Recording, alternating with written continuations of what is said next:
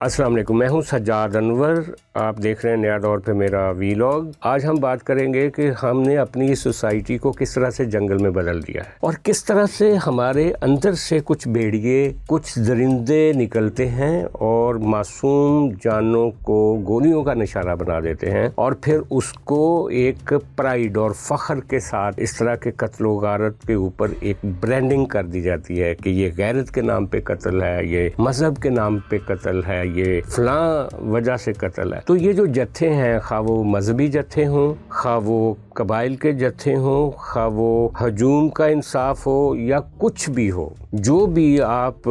قانون اور ملک کی جو تعزیرات ہیں ان سے ہٹ کے جب آپ کوئی کام کرتے ہیں تو اس کو ہم بولتے ہیں ایکسٹرا جوڈیشل کلنگز، اور پاکستان میں یہ بدقسمتی سے وقت کے ساتھ کم ہونے کی بجائے بڑھتی چلی جا رہی ہے۔ میرا اشارہ آپ بھی سمجھ گئے ہوں گے کہ جو بلوچستان میں ایک لرزہ خیز واقعہ پیش آیا کہ ایک عورت جو کہ اپنی صفائی کے لیے قرآن پاک کا نسخہ اس نے اپنے ہاتھ میں پکڑا ہوا تھا، اس عورت کو بہت سارے لوگوں کے ہجوم کی موجودگی میں گولیوں سے بھون دیا گیا، اس کے والد کو قتل کر دیا گیا، اور ایک جو ان کے چاہنے والے تھے یا ان کے جو دوست تھے اس کو بھی قتل کر دیا گیا۔ اب پہلے تو یہ خبر آئی کہ دونوں میاں بیوی تھے اور ان کی شادی پر ان کو غیرت کے نام پہ قتل کیا گیا، اور اب وزیر اعلیٰ جو بلوچستان ہے وہ کہہ رہے ہیں کہ عورت پہلے سے شادی شدہ تھی، اس کے 4-5 بچے تھے، اور مرد بھی شادی شدہ تھا، اس کے بھی 4-5 بچے تھے۔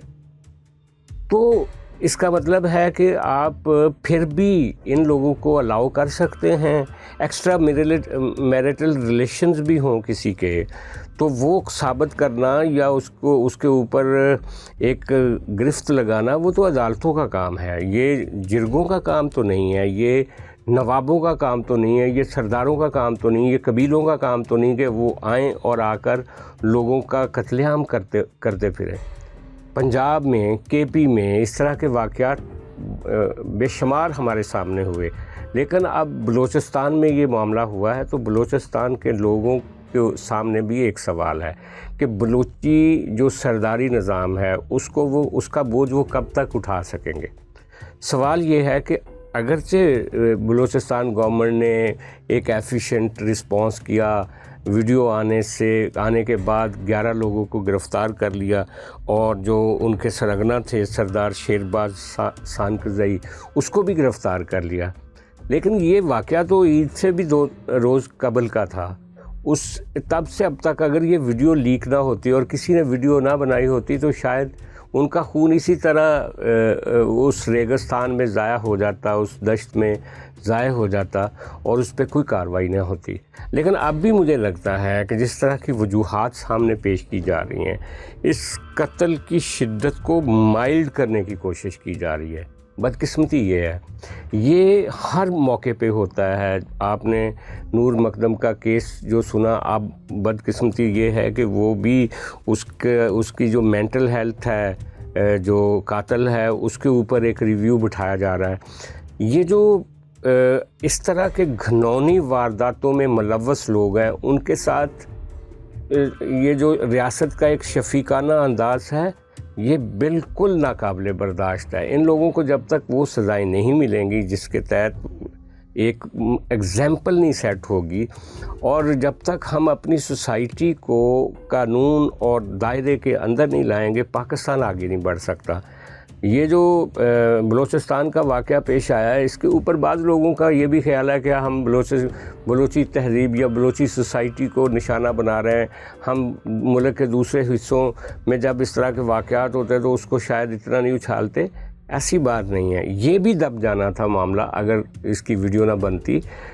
میں سمجھتا ہوں کہ پنجاب میں اور کے پی میں اور سندھ میں جو اس طرح کے معاملات ہوتے ہیں وہ ان کی تعداد بھی کوئی کم نہیں ہے، لیکن جو چیز جہاں پہ آ جائے سامنے، منظر عام پہ آ جائے، جب ایک کویسچن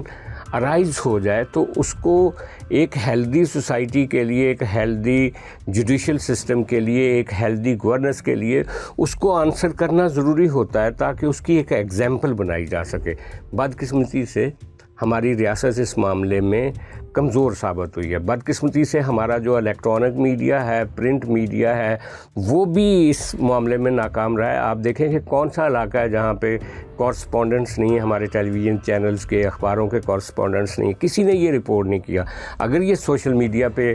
بریک نہ ہوتی سٹوری تو کسی کو کوئی پتہ نہیں چلنا تھا۔ اسی طرح آپ کا جو گورنر سسٹم ہے، وہاں پہ اے سی ہوگا، تحصیلدار ہوگا، پٹواری ہوگا، تھانے دار ہوگا، ان سب کی نالج میں یہ واقعہ نہیں تھا۔ اگر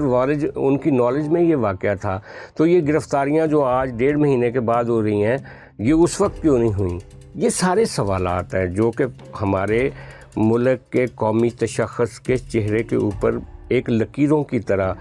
داغ کی طرح موجود ہے۔ ان داغوں کو ہم اسی صورت میں ہٹا سکتے ہیں جب ہم ایک قانون اور ایک آئین کے تحت اس ملک کو چلائیں گے۔ جب تک یہ جو پیرالل عدالتی نظام ہے، خواہ وہ سرداروں کا ہو، نوابوں کا ہو، خواہ وہ زمینداروں کا ہو، خواہ وہ شہروں میں سرمایہ داروں نے جو ایک سسٹم بنائے ہوئے ہیں، مافیاز ہیں، جب تک ان کو نہیں توڑیں گے اور جب تک یہ ملائیت اور یہ جو ایک تنگ نظر ملائیت ہے، اس کا ایک ڈھانچہ جو ہے ملک کے اندر، اس کو نہیں توڑیں گے تو بدقسمتی سے اس طرح کے واقعات کو ہمیں آنے والے وقت میں بھی فیس کرنا پڑے گا۔